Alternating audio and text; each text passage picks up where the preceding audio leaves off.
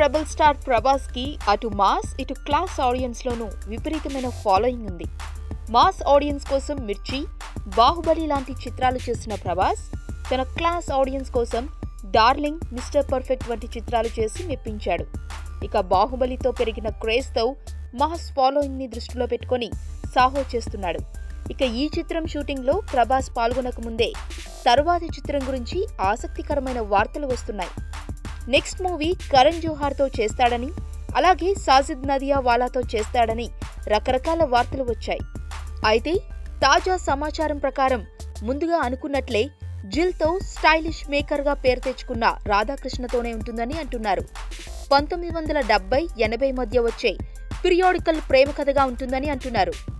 ఇక డార్లింగ్ తర్వాత ప్రభాస్ చేస్తున్న పూర్తి స్థాయి ప్రేమ కథ కూడా ఇదేనని చెప్పుకుంటున్నారు.